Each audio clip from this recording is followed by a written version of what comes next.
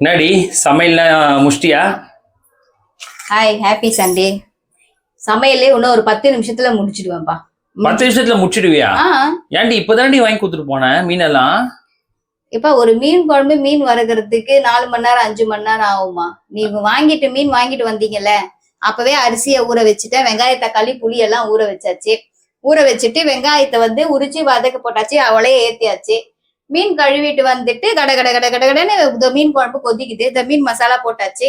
மீனை கழுவி இந்த குழம்புல போடுற மீன் தலையை பட்டு எடுத்து வச்சு இதை போட்டாச்சு. இந்த சமையல் முடிய போகுது. மீன் வறுத்துட்டா அதுக்குள்ள அடுப்பெல்லாம் கழுவிடுவேன். இந்த கொதிக்கிறதுக்குள்ள அடுப்பெல்லாம் கழுவிடுவேன்.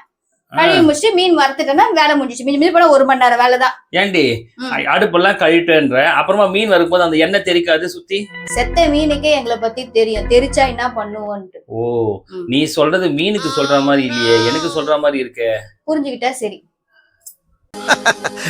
Is it?